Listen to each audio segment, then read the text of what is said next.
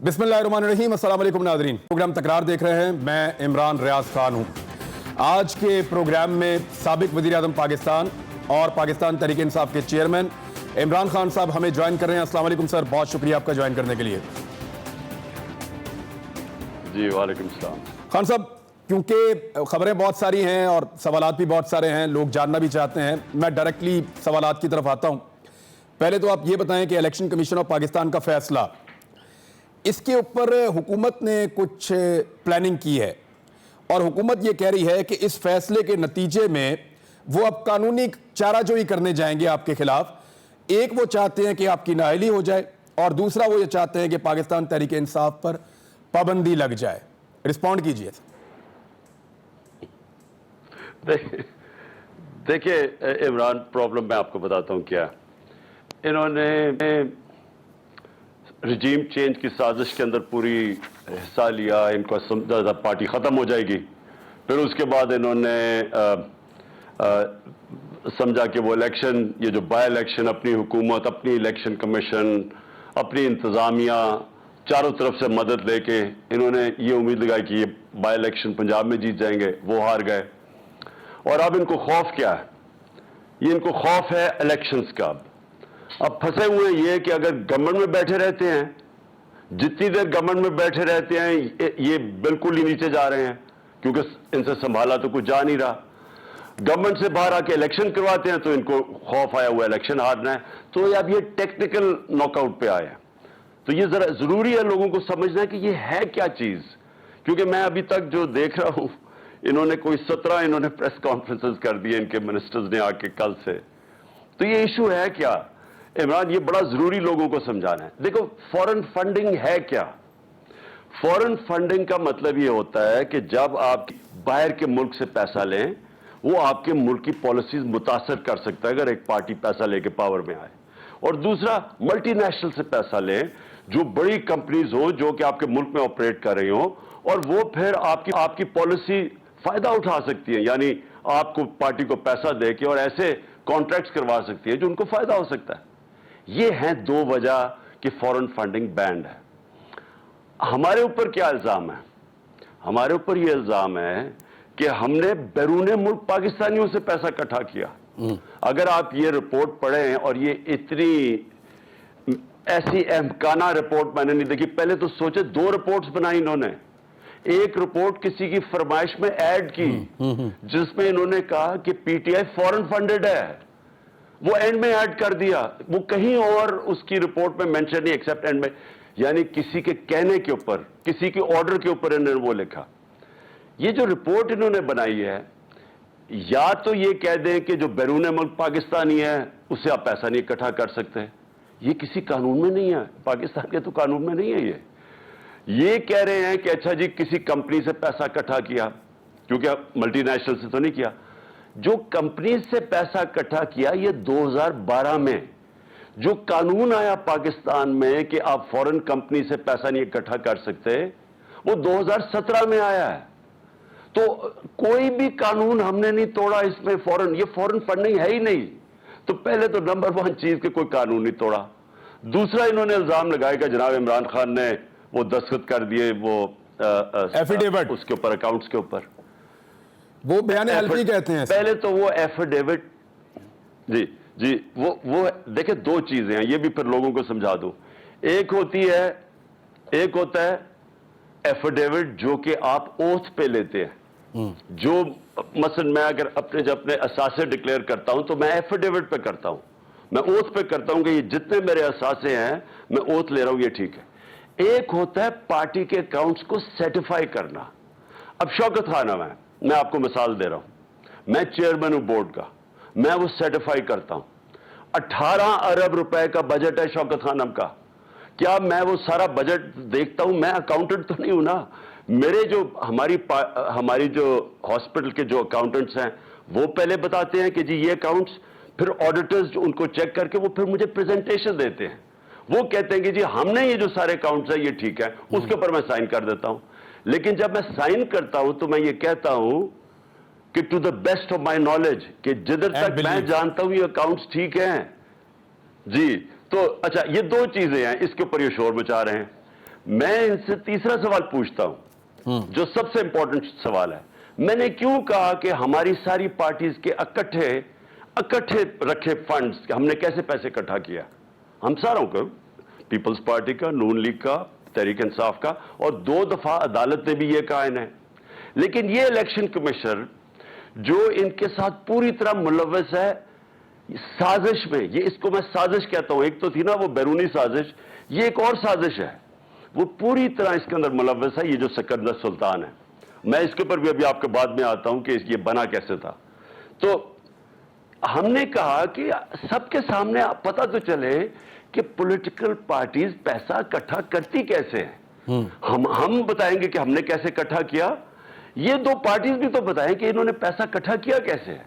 اور میں آج آپ کو کہہ رہا ہوں کہ یہ اگلے الیکشنز تک ان دونوں پارٹیز کی فنڈنگ نہیں سامنے لے کے آئے گا، کیونکہ اسے پتہ ہے کہ جس دن ان دونوں کی پارٹیز پبلک کے سامنے آ گئی تو لوگوں کو پتہ چلے گا کہ اس ملک کی تاریخ میں ایک جینوئن پولیٹیکل فنڈ ریزنگ صرف تحریک انصاف کرتی ہے. مثلا جو انگلینڈ میں یا امریکہ میں جو فنڈ ریزنگ کرتی ہیں پالیٹکس میں، labour party, conservative party, Republican, Democrat, وہ ساری اس طرح پیسہ اکٹھے کرتی ہے جس طرح ہم کرتے ہیں. وہ ڈنرز کرتے ہیں، ڈنرز پہ لوگ آتے ہیں، لوگ پیسے دیتے ہیں اور اس سے آپ اپنی پارٹی کو فائنانس کرتے ہیں، اور یا پھر ممبرشپ سے آپ پیسہ اکٹھا کرتے ہیں. یہ جو ہماری بالکل جو انٹرنیشنل سارے طریقے ہیں پیسے اکٹھے کرنے کے، ہم ان کے ساتھ کر رہے ہیں. یہ پارٹیز کیسے پیسہ اکٹھا کرتی ہیں؟ یہ کیا کرتے ہیں، یہ انہوں نے بڑے بڑے وہ سیٹھ پالے ہوئے ہیں. وہ کیا کرتے ہیں کہ ان کے ساتھ پاور میں جب آتے ہیں اکٹھے مل کے پیسہ بناتے ہیں. پرائیویٹائزیشن میں مثلا انہوں نے کو پیسہ بنوایا اور اس کے بعد اس وقت بھی پیسہ بناتے ہیں، اور جب الیکشن آتے ہیں یہ بڑے بڑے سیٹوں سے پیسے لے، کوئی پیسہ دیتا نہیں ہے. ہم جس طرح ہم پبلک سے پیسہ اکٹھا کرتے ہیں، ان کو کون پیسہ دے گا؟ زرداری اور نواز شریف کو کون پیسہ دے گا؟ تو اس لیے یہ جو سکندر سلطان ہے، یہ ان کی جو فنڈنگ ہے وہ سامنے نہیں لے کے آ رہا. ہم 5 سال سے لگے ہوئے کہنے کے اکٹھے آئے. اچھا خان صاحب، اب آپ نے 2 چیزیں میں دونوں آپ کے سامنے رکھتا ہوں. ایک آپ نے کہا کسی کے کہنے پر رپورٹ تبدیل کی، ایک تو یہ بتا دیں کہ کس کے کہنے پر آپ کو آئیڈیا ہے، اور دوسرا سکندر سلطان آپ نے کہا کیسے بنا، میں بتاؤں گا ابھی. بتائیں، دونوں چیزیں بتائیں. دیکھیں پہلے تو میں سکندر سلطان کا بتاتا ہوں بنا کیسے ہوا. یہ ایک بڑا گندا سسٹم بنا ہوا. یہ انہوں نے 18ویں ترمیم میں دونوں پارٹیز نے مل کے بڑی 3 غلط چیزیں کی. کیئر ٹیکر گورنمنٹ بنے گی، ہم دونوں فیصلہ کریں گے. نیب کا ہیڈ کون بنے گا، ہم دونوں فیصلہ کریں گے. اور الیکشن کمیشن کیا ہوگی، وہ ہم دونوں فیصلہ کریں گے. اب اس میں آپ کو مسئلہ کیا بتاتا ہوں. اگر تو آپ نے مکہ کرنا ہو جو انہوں نے پچھلے 10 سال میں مکہ کیا تھا، دونوں نے اپنا نیب کا ہیڈ رکھ کے تو ملک کو لوٹا، کوئی پوچھنے والا نہیں تھا. کیسز اپنے بند کروا دیے جو پرانے تھے. کیئر ٹیکر میں یہ آپس میں فیصلہ کر لیتے ہیں. لیکن الیکشن، اب یہ کیسے ہو سکتا ہے کہ آپ نے امپائر کھڑے کرنے ہیں الیکشن کے، اور آپ کہیں گے اچھا جی میرے یہ 3 امپائر لے لو اور اپنے 3 لے لو اور اس کے اوپر سمجھوتا کر لو. ایسے بھی کبھی کوئی ہوتا ہے؟ اچھا اب انہوں نے اپنے امپائر دیے، ہم نے اپنے امپائر دیے. نہ ان کو ہمارے منظور تھے، نہ ہمیں ان کے امپائر منظور تھے. وہ ڈیڈ لاک ہو گیا. اب جناب ہم پھنس گئے. اب وہ مسئلہ تھا کہ اب الیکشن کمیشن کمپلیٹ نہیں ہے. ہم نے نیوٹرلز نے اپروچ کیا ہمیں. انہوں نے کہا کہ دیکھیں یہ پھنس گئے ہیں، ملک میں آگے چل رہے ہیں. تو ٹھیک بات کی. تو ہم کہتے ہیں کہ ہم آپ کے لیے ایک ایسا کینڈیڈیٹ دے دیتے ہیں جو دونوں اعتراض نہیں کریں گے. انہوں نے اس کا سکندر سلطان کا نام دیا. میں تو اس کو جانتا ہی نہیں تھا. جب اس کا نام آیا اور جب ہم نے کہا چلو ٹھیک ہے اگر ڈیڈ لاک ہوا ہے تو آپ دے رہے کوئی نیوٹرل آدمی کا نام، تو میں نے کہا کہ ٹھیک ہے. جیسے اس کا نام آیا تو لوگوں نے شور مچا دیے. تو انہوں نے کہا یہ تو نون لیگ کا گھر کا آدمی ہے. میں نے نیوٹرلز کو بتایا، میں نے کہا آپ نے کہا تھا یہ نیوٹرل ہے، یہ تو گھر کا آدمی ہے. انہوں نے کہا ہم گارنٹی لیتے ہیں اس کی کہ یہ نیوٹرل رہے گا. تو گارنٹی کی طرح اس لیے اتنی بڑی ہم نے حماقت کی کہ ہم نے مان کے اس کا آدمی کو رکھ لیا.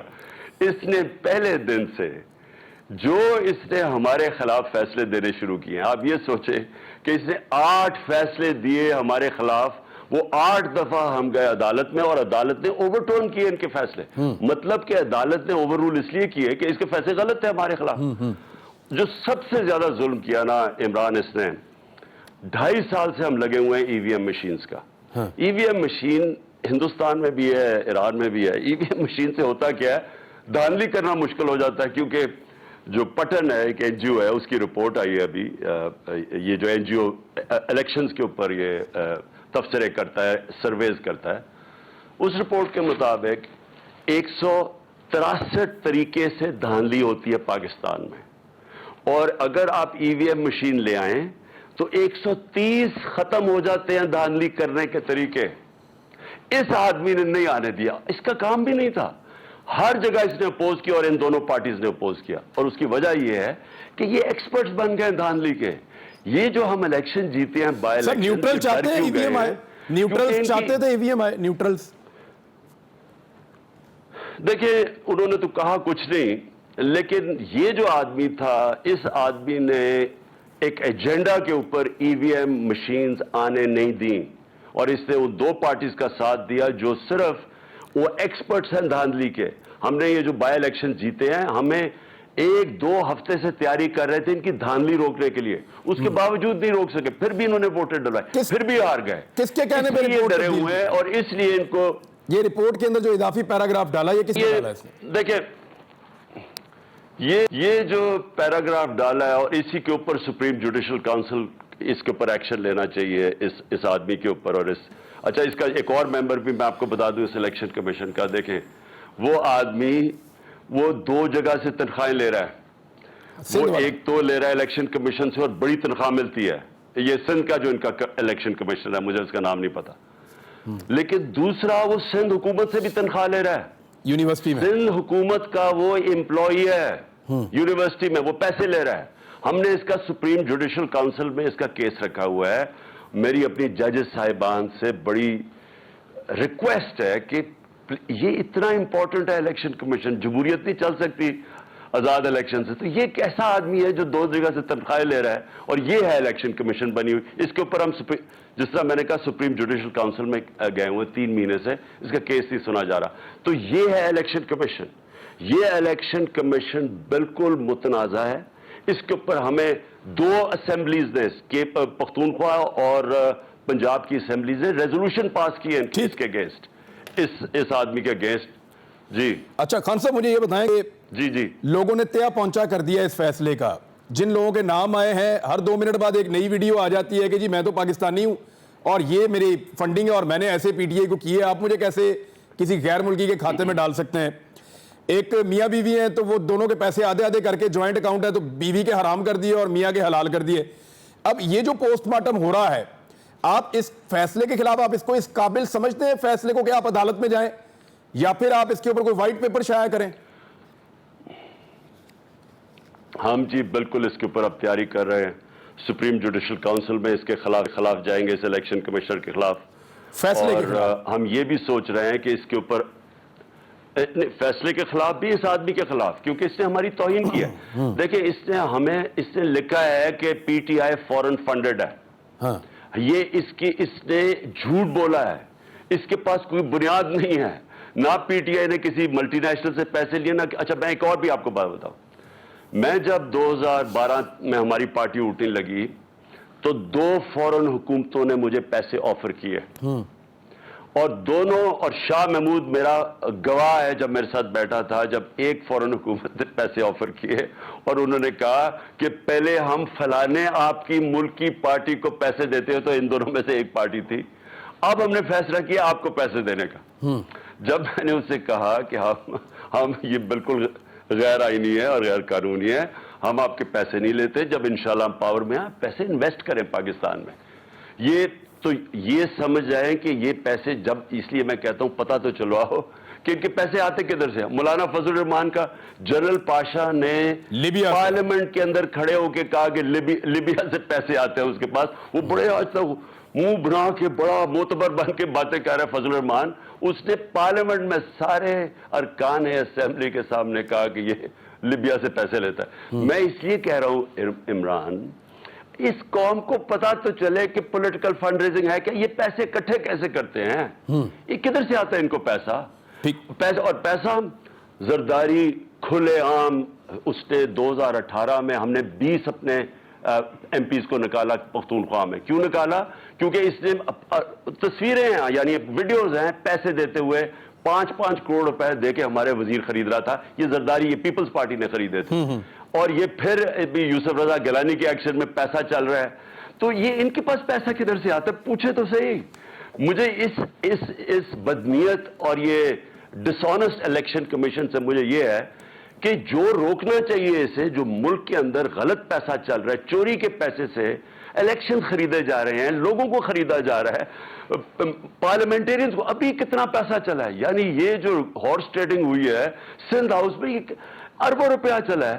کوئی شرم نہیں ہے اس آدمی کو کہ پتہ چلوائے کہ پیسہ کدھر سے آ رہا ہے. یہ اور کھلے عام سب کو پتہ ہے کون سی پارٹی پیسہ دے رہی ہے, کون پیسہ دے رہا ہے. خان صاحب, کبھی ان کو شرم نہیں آئی کہ ملک کی ساری اخلاقیت تباہ ہو رہی ہے, لیکن نہیں, وہ پی ٹی آئی کا 8 سال سے, وہ 2012 کا ہمارا وہ 8 سال سے ہمیں ٹرائل کروا رہا ہے. خان صاحب, الیکشن کمشنر یہی والا تھا, آپ کی پارٹی نے آنکھیں کھول کر الیکشن لڑا اور پنجاب آپ نے ون کر لیا. ابھی اگر آپ کو بہت مجبوری میں اسی الیکشن کمشنر کے نیچے جنرل الیکشن لڑنا پڑا تو کیا آپ لڑیں گے, یا پھر آپ کہیں گے کہ میں اس کے نیچے بالکل الیکشن نہیں لڑوں گا؟ دیکھیں, پہلے تو ہم کل اس کے خلاف مظاہرہ کر رہے ہیں, پرامن احتجاج, اور میں دیکھ رہا تھا کہ نون لیگ والے بڑے گھبرائے ہوئے تھے کہ جی الیکشن کمیشن کے باہر احتجاج, ان کو بھول گیا کہ انہوں نے اسی الیکشن کمیشن کے باہر انہوں نے بھی احتجاج کیا ہوا ہے. ہم پرامن احتجاج کر رہے ہیں, ریڈ زون میں ہم بالکل نہیں آ رہا ہے. صرف ہمارے پارلیمنٹیرینز ڈیلیگیشن جائے گا اس کو بتانے کے لیے کہ ہمیں کوئی اعتماد نہیں ہے. 2 پروونشل اسمبلیز 4 میں سے اس کے خلاف عدم اعتماد کر دیا انہوں نے. ہمارے وکیل بھی جائیں گے, لیکن جو باقی احتجاج ہوگا وہ وہاں نہیں ہوگا. لیکن ہوگا ایک ایسا احتجاج کہ لوگوں کو یہ پتا چلے کہ یہ کس طرح کا ملک ہے کہ آپ, اور یہ کس طرح کی حکومت ہے, یہ کس طرح کے لوگ ہیں, یہ کس طرح کی الیکشن کمیشن ہے, کہ ایک جب تقریباً 80% جو قوم کو 2 صوبے ریپرزینٹ کرتے ہیں وہ کہتے ہیں کہ ہمیں اس کے اوپر اعتماد نہیں ہے, اور یہ اس کے بعد بھی یہ بیٹھا ہوا ہے اور یہ ساری الیکشن کمیشن بیٹھی ہوئی ہے. ایسے الیکشن نہیں ہوتے. دیکھیں عمران, میں ایک قدم آگے چلا جاتا ہوں. آج اگر پاکستان کو اس دلدل سے نکالنا ہے جدھر آج انہوں نے پھنسا دیا, جب سے انہوں نے سازش کی اور آ کے یہاں انہوں نے ملک کا جو تباہی مچائی ہے, اور سوائے اپنے صرف ایک ہی کارنامہ کیا کہ اپنی جو 1100 ارب روپے کی جو ان کے چوری کے کیسز تھے وہ سارے معاف کروائیں. آپ پتہ چلا کہ جی 50 کروڑ تک آپ چوری کر لیں, لیکن 50 کروڑ سے صرف اوپر زیادہ آئے گی. یعنی سوائے اس کے مجھے یہ بتا دیں کہ انہوں نے ملک سے کیا ہے. ہمارا اکانومی آج ادھر پہنچا دی ہے, نیچے جدھر پہنچا دی ہے کہ میں آج مجھے فکر ہے کہ ہماری نیشنل سیکیورٹی کو خطرہ ہو گیا ہے, ملک کی سلامتی کو خطرہ. کیوں ہے؟ کیونکہ آج آرمی چیف ٹیلی فون کر رہا ہے امریکنوں کو کہ جی اب ہمیں IMF سے پیسے دلوا دو, ہمارا ملک مشکل میں ہے. اس کا مطلب کہ جب آپ امریکنوں سے اس طرح کی ڈیمانڈ آپ کا آرمی چیف کرے گا تو وہ واپس کچھ مانگے بھی تو نہیں. لیکن خبر آئی ہے کہ آرمی چیف کو وزیر اعظم نے اجازت دی ہے, آرمی چیف کو وزیر اعظم نے اجازت دی تھی یہ فون کرنے کے لیے. ویسے یہ اجازت چاہیے ہوتی ہے سر؟ نہیں, اس سے بھی بڑی بات, پوائنٹ تو صرف یہ ہے کہ اس کا مطلب کہ وزیر اعظم کے اوپر تو کوئی اعتماد نہیں ہے, تو اندر تو ویسے ہی اعتماد نہیں ہے. وہ تو الیکشنز میں آپ کو رزلٹ نظر آ گیا ہے, ان کے اوپر کسی پہ بھی اعتماد نہیں ہے. 60% کیبنٹ ضمانت پہ ہے, نہ ادھر اعتماد, اور باہر آپ نے دیکھ ہی لیا کہ وہ کہہ رہے آرمی چیف بات کرے.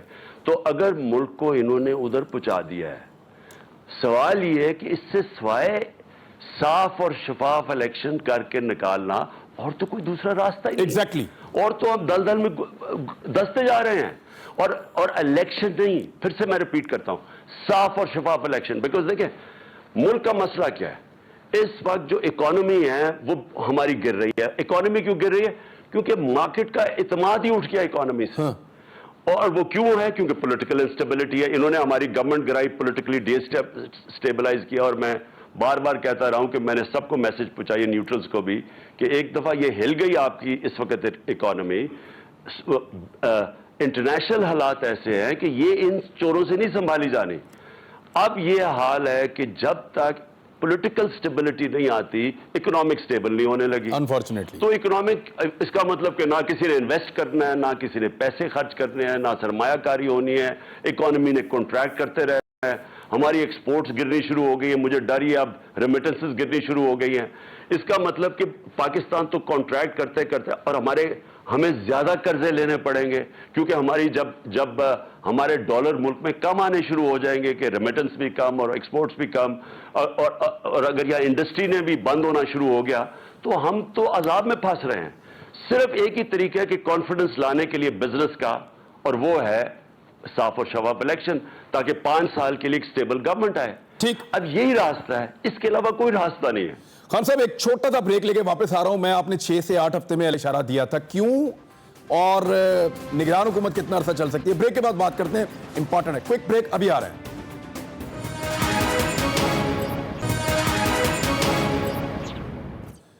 ویلکم بیک ناظرین.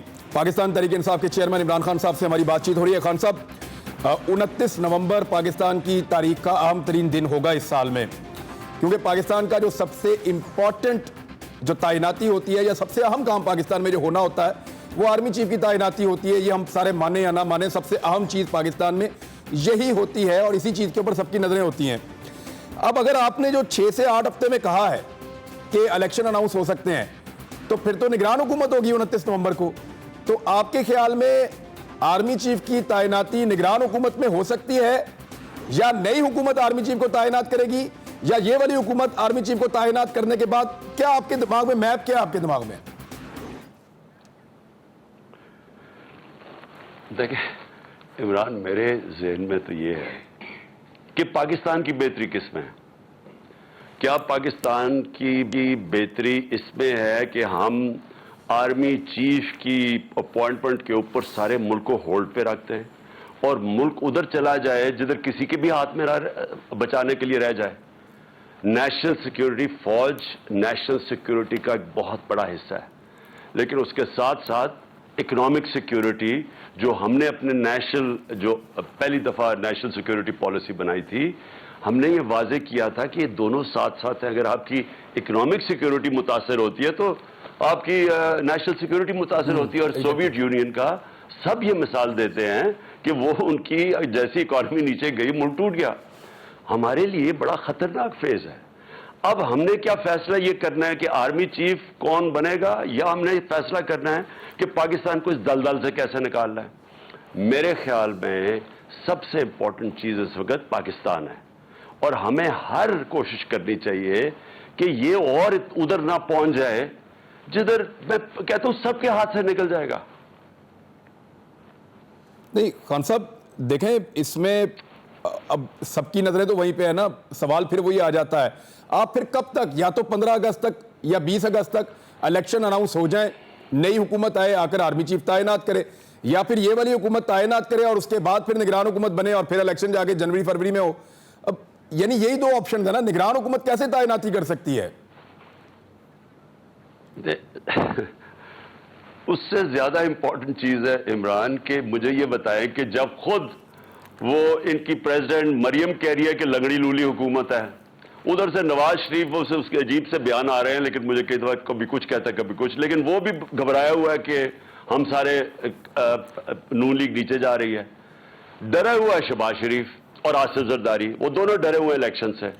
اب یہ سوچ لیں کہ اس سے آگے نا آرمی چیف کی اپوائنٹمنٹ سے زیادہ بڑا ایشو یہ ہے کہ یہ ان 2 چوروں کے اپنی صرف ڈرے ہوئے الیکشن لڑنے سے، اس کی وجہ سے کیا سارے ملک کو ہم نے نیچے لے جانا ہے؟ ہمیں سب کو پتہ ہے کہ اس وقت ایک ہی چیز جب نکال سکتی ہے الیکشن، اس ملک میں سٹیبلٹی لا سکتی ہے، اور جو گورنمنٹ آئے 5 سال کے لیے وہی کر سکتی ہے. جب ہمیں یہ پتہ ہے تو ہم کیوں نہیں یہ کر رہے؟ میں تو یہ سوال آپ سے یہ پوچھ رہا ہوں کہ بجائے ہم یہ سوچیں کہ جی نومبر میں کیا ہوگا، پہلے تو سوچیں ابھی کیا ہوگا. ابھی ہماری پوزیشن دن بدن نیچے جا رہی ہے. ہماری آپ اگر انڈسٹری جا کے فیصل آباد میں دیکھیں، ادھر پہلے آج سے 4-5 مہینے پہلے لیبر نہیں ملتی تھی ٹیکسٹائل کے لیے، آج فیکٹریاں بند ہو رہی ہیں. اور جو حالات، جو لوڈ شیڈنگ سے جو ہمارے زراعت کے اوپر اثر آنے والا ہے، ہماری ساری ملک کی اکانومی افیکٹ ہو رہی ہے. ग्रोथ रेट जो है जो 6% पे थी वो अब आप कह रहे हैं 2.5 पे आ जाएगी। 2.5 का मतलब यहां बेरोजगारी बढ़ने वाली है। सो हमें फैसला ये करना है कि क्या एक दफा एक तरफ बेरोजगारी बढ़ेगी, एक तरफ महंगाई बढ़ रही है, हमने अपने लोगों को कितने अजाब पे डालना है कि हम सिर्फ कि यहां 2 आदमी बैठे हुए हैं, जरदारी और शहबाज शरीफ, जो सिर्फ डरे हुए हैं कि अगर इलेक्शन से डरे हुए हैं कि वो हार ना जाए, और वो हार की वजह से सारे मुल्क को दाव पे लगा रहे हैं।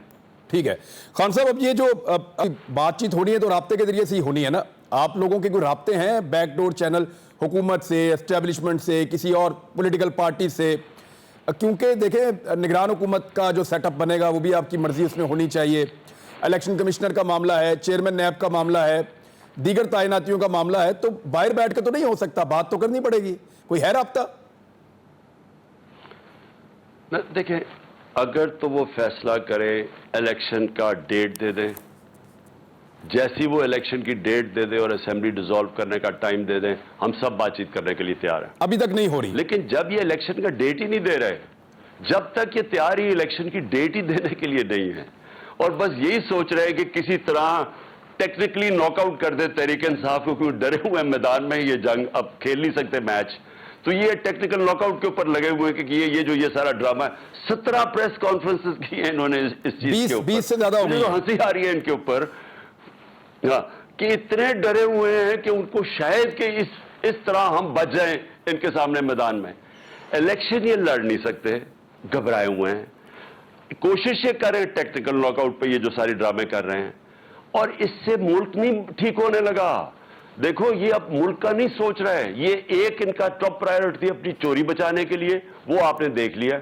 वो आज जो नया यानी 40 करोड़ रुपए की मैं चोरी करूंगा तो मुझे कोई नहीं पकड़ेगा, नैब नहीं पकड़ सकती, तो सारे अब 40 करोड़ या 45 करोड़ रुपए की चोरी पे आ जाएंगे। ये इनका इशू है, इनका पाकिस्तान इशू नहीं, इनके पैसे इमरान इनके लीडर्स के अरबों डॉलर बाहर पड़ा हुआ है, इनको कोई फर्क नहीं पड़ता जब रुपया नीचे गिरता है। 30% रुपया नीचे गिरा है, इसका मतलब इनकी दौलत में 30% इजाफा हो गया है। पाकिस्तानियों की दौलत 30% कम हो गई है, रुपया 30% कम हुआ है, लेकिन डॉलर में पैसे पड़े वो 30% बढ़ गए हैं। इनको कोई फिक्र नहीं पड़ी हुई कि ये मुल्क की तबाही मच रही है, इनकी जाती दौलत में इजाफा हो रहा है। ठीक, खान साहब आपका नाम ECL में खबरें, आपकी गिरफ्तारी का बार बार मुतालबा, आप रेडी हैं इन चीज़ों के लिए? ये मैं पहले आपका शुक्रिया अदा कर दूं कि जब मैं गिरफ्तार हुआ था तो आपने बड़ी आवाज़ उठाई थी, हर जगह पे जाकर आपने लोगों को कहा था और आपने हर जगह पे प्रोटेस्ट किया था उसके बारे में, और मैं बतौर एक सहाफ़ी आपका शुक्रिया अदा करता हूँ, बहुत शुक्रिया आपका। लेकिन आपके लिए ये कोई गिरफ्तारी की बातें हो रही हैं और कोई ECL में आपका नाम? मैं पहले तो मुझे ये बताएं कि गिरफ्तार किस चीज़ पे मुझे करेंगे, कोई ऐसी चीज़ है जिसके ऊपर गिरफ्तार करेंगे? और दूसरी चीज़ ECL पे मेरा नाम डालेंगे तो मैं इनका शुक्रिया अदा करना चाहता हूं, क्योंकि मैं कहीं बाहर जाना ही नहीं चाहता, मेरे कोई बाहर वहां फ्लैट्स नहीं, लंदन नहीं, बिजनेसेस नहीं, मुझे कोई हैरिट्स में शॉपिंग नहीं कर रही, मैंने महंगे रेस्टोरेंट में खाना नहीं खाना, मैं बड़ा मुतमईन हूं पाकिस्तान में, मैं तो उनका शुक्रिया अदा करूंगा। अच्छा मुझे ये भी बताएं इनको क्या मुसीबत पड़ जाती है जब इनको कह जी ECL पे आ गए? क्योंकि इनकी दौलत बाहर पड़ी हुई है, इनको डर होता है, इनके घर हैं बाहर हैं, प्रॉपर्टीज हैं, इनकी छुट्टियां बाहर हैं, इनके इलाज बाहर हैं, तो और ये भी अच्छा ये भी कभी इमरान हमें सारी बाहिसियत कौम को सोचना चाहिए कि हम पॉलिटिक्स कर रहे हैं पाकिस्तान में, लीडरशिप कर रहे हैं पाकिस्तान में, अवाम की खिदमत के ऊपर हम वोट ले रहे हैं पाकिस्तान में, लेकिन हमारे पैसे भी बाहर पड़े हैं, हमारी छुट्टियां भी बाहर हैं, हमें ECL पे खौफ आना शुरू हो जाता है, हमारे सारे इलाज एंटरटेनमेंट गर्मियों में सारे एंजॉय कर रहे होते हैं। देखिए ये कहीं दुनिया में नहीं होता। आप अगर बाहर अगर आज और मैं अपनी पार्टी में मैं आपको बताऊं अपने आइन के अंदर लिखेंगे कि कोई भी जो पार्टी की लीडरशिप हो उसका सारा पैसा जायदाद प्रॉपर्टीज पाकिस्तान के अंदर हो। अगर आपके मुल्क से बाहर हैं तो इसके तीन या आप चोरी का पैसा बाहर, क्योंकि जब आप चोरी करते हैं ज्यादा तो आप पैसा मुल्क में तो रख नहीं सकते, आपको बाहर भिजवाना पड़ता है, तो या चोरी का पैसा, या आप टैक्स चोरी करना चाहते हैं वो छुपाने के लिए बाहर भेज देते हैं, और या फिर आपको इत्मीनान ही नहीं है पाकिस्तान पे, आपको ये खौफ है कि ये जनाब पाकिस्तान किसी टाइम पे भी डूब जाएगा, इसलिए मैं अपने पैसे बाहर भेजाऊं। जो तीनों चीज जो تین بھی جو کوالٹیز ہیں آپ ڈسکوالیفائی ہو جاتے ہیں ملک کی لیڈرشپ کے لیے۔ ایگزیکٹلی اگر آپ کرپٹ ہیں یا ٹیکس کی چوری کر رہے ہیں یا آپ کو فکر ہے کہ جی اگر پاکستان نیچے گیا تو میرا پاس باہر پیسے ہونے چاہیے، اس کا مطلب آپ کو لیڈرشپ ہی نہیں کرنی چاہیے پاکستان کی۔ نواز شریف صاحب کی واپسی کی خبریں ہیں خان صاحب، کیا گورنمنٹ آف پنجاب کیونکہ اب آپ کے پاس ہے تو آپ کوئی ان کو سپورٹ فراہم کریں گے، میاں صاحب کو سہولیات دیں گے پہلے کی طرح؟ جیل میں ہم پوری سہولیات دیں گے جو سارے کو ملنی چاہیے، آتے ہی جیل میں ڈالیں وہ تو دیں گے۔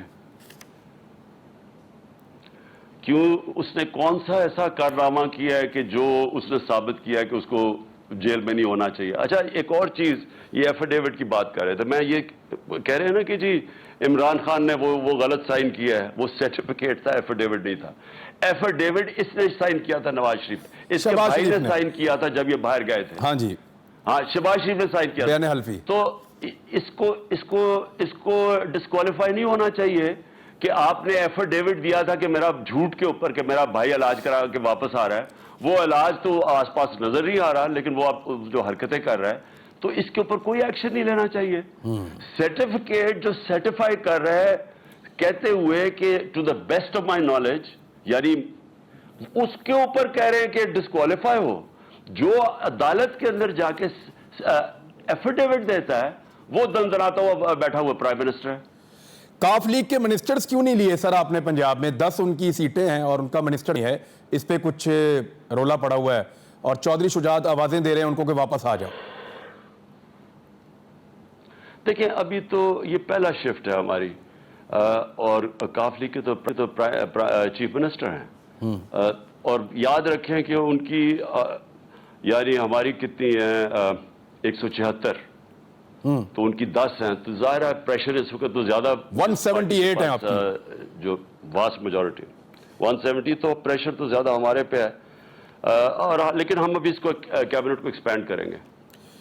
کتنی بڑی کیبنٹ آپ بنا لیں گے؟ گورنمنٹ آف پنجاب آپ کو، government of Punjab, government of کے پی، پہلے جو آپ کا مومنٹم تھا ایسا لگتا تھا کہ آپ حکومتیں بھی گرا سکتے ہیں فوری انتخابات کے لیے، کیا ابھی بھی آپ وہ کر سکتے ہیں؟ کیا ابھی بھی آپ لانگ مارچ کر سکتے ہیں؟ احتجاج کی طرف آپ کو جانا پڑ سکتا ہے؟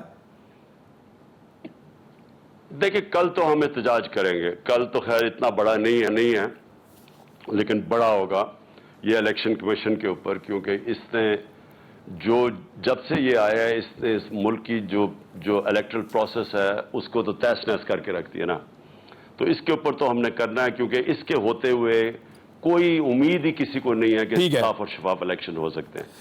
لیکن جو آگے کی آپ بات کر رہے ہیں وہ ہم کر سکتے ہیں، ہم ابھی فیصلہ کریں گے، آگے ہم نے پلان کر رہے ہیں کہ دیکھیں ملک کا تو پھر سے میں آپ کو کہتا ہوں انٹرسٹ کی جلدی سے فری اینڈ فیئر الیکشن ہو، جو یہ ڈرے ہوئے ہیں۔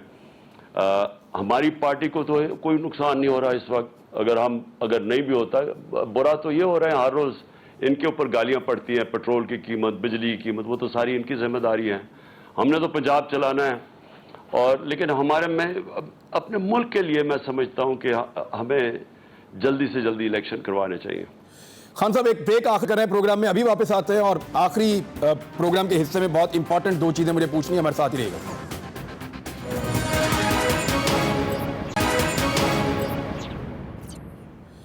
ویلکم بیک ناظرین، پاکستان تحریک انصاف کے چیئرمین عمران خان صاحب سے ہم بات کر رہے ہیں، سابق وزیر اعظم پاکستان۔ عمران خان صاحب 11 نشستوں پہ ضمنی انتخابات وہ کہہ رہے ہیں، پھر اس میں 9 پہ تو الیکشن ہوگا، پھر وہ کہہ رہے ہیں کہ 4 اور فارغ کرنے والے ہیں آپ کے MNAs۔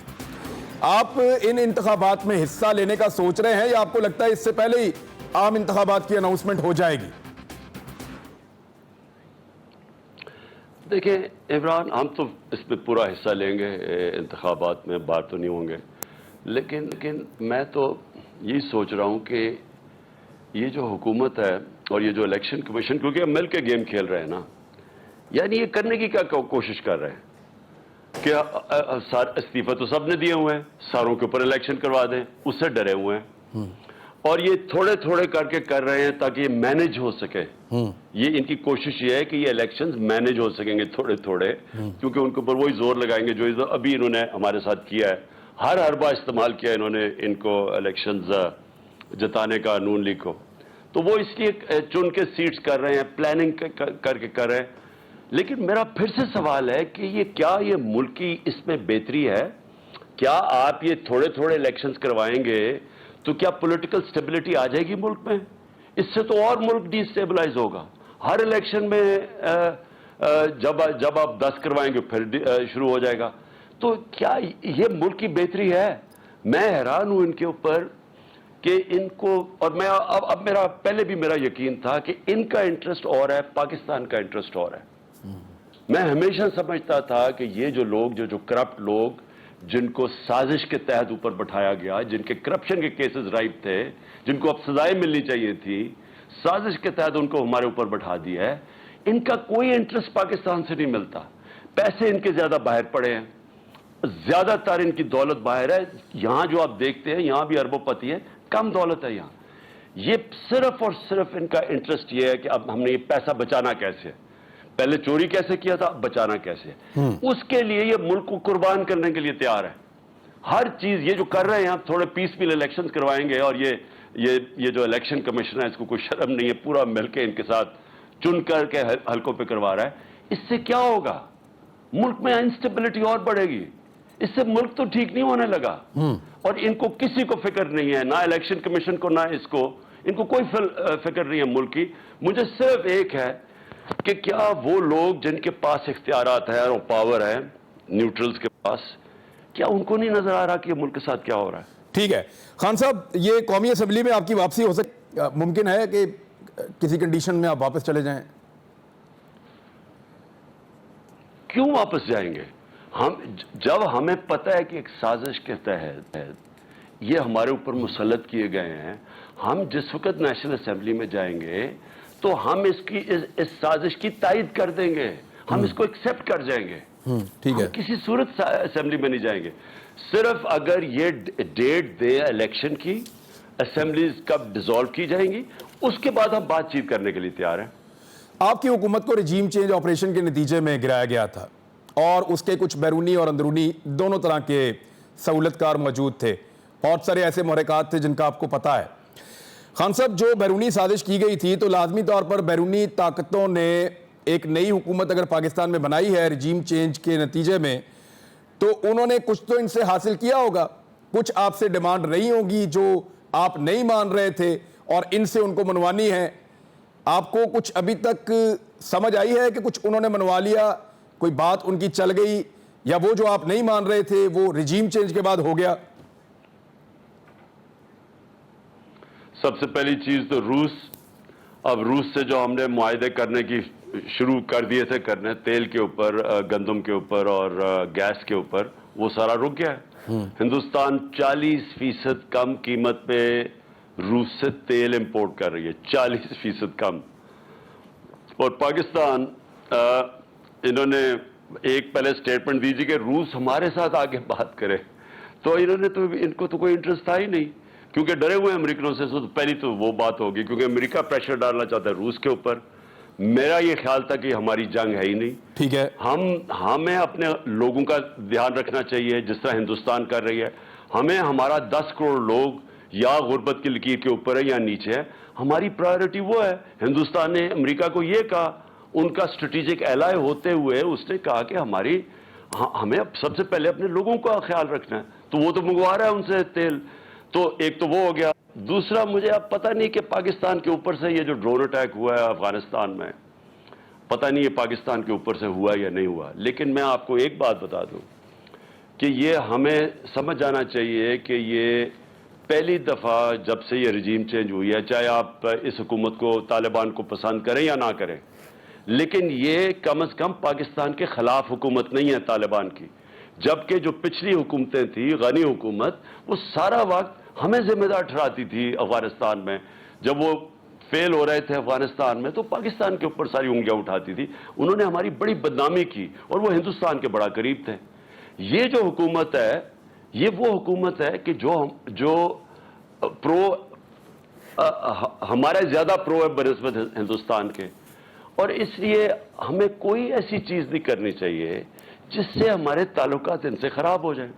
اب اگر ہم ان کو اسپیس دیتے ہیں اور وہ ہمارے اوپر سے جا کے امریکہ اگر وہ ڈرون اٹیک کرتا ہے افغانستان میں، تو ہمارے تعلقات ان سے خراب ہوں گے. اس کے پھر اثرات آئیں گے سارے ہمارے قبائلی علاقے کے اندر. کیا ہمارے ملک کے جو موجودہ حالات ہیں, کیا ہم چاہتے ہیں کہ ہم کسی کی اور جنگ میں شامل ہو جائیں؟ دیکھیں, ہم نے پہلے امریکہ کا ساتھ دیا سوویت یونین کے اگینسٹ افغانستان میں. وہ جب چلے گئے تو آپ کو پتا کہ پاکستان میں 50 لاکھ ریفیوجیز آ گئے, کلیشنکوفز آ گئی, سیکٹیرین ملٹرزم آ گئی. آپ کو پتا ہے کہ اس کا سارا بوجھ پاکستان نے اٹھایا, ہمیں چھوڑ کے چلے گئے. دوسری دفعہ ہم نے ان کا ساتھ دیا, 80,000 پاکستانی مارے گئے. ہم نے ساتھ کدھر دیا, وہاں 2,500 امریکی مارے گئے ہوں گے ٹوئن ٹاورز میں, نیو یارک میں. ان کا ساتھ دیتے دیتے 80,000 اپنے لوگ مروا لیے, 35 لاکھ لوگوں کی نقل مکانی, 400 ڈرون اٹیکس کروا دیے, اور اس کے بعد برا بھلا بھی ہمیں کہا گیا. تو کیا ہم نے کچھ سیکھا نہیں ہے اس سے کہ ہم پھر سے کسی کی کانفلکٹ میں شامل ہو جائیں؟ اگر, اور وہ امریکی تو ہوں گے نہیں, ہم نے اگر ان کو اجازت دے دی کہ ہمارے ملک اوپر سے جا کے ان کی پرمیشن کے بغیر, دیکھیں ہماری جب بات ہو رہی تھی نا تو ہم نے کہا کہ ہاں آپ کر سکتے ہیں ٹیررسٹ, لیکن طالبان کی پرمیشن کے ساتھ کریں تاکہ وہ ہمیں نہ بلیم کریں. اگر ہم ان کو اجازت دے دیں اور وہ طالبان ادھر جس طرح انہوں نے اس کی مذمت کی ہے اور وہ ہمیں بلیم کرنا شروع کر دیں, ہمارے تعلقات خراب ہو سکتے ہیں. تھوڑی دیر ہمیشہ فائدہ ہوتا ہے. سوویت یونین جب ہم نے ان کی مدد کی سوویت یونین کے خلاف افغانستان میں امریکنوں کی, تھوڑی دیر فائدہ ہوا. جب دوسری دفعہ ہم نے مشرف کے دور میں مدد کی, تھوڑی دیر فائدہ ہوا, لیکن آخر میں نقصان زیادہ ہوا. تو ہم ابھی بھی سوچ لیں کہ ہاں شاید IMF سے پیسے بھی مل جائیں گے, تھوڑا روپیہ بھی مضبوط ہو جائے گا, لیکن کیا یہ پاکستان کے لانگ ٹرم انٹرسٹ میں ہے؟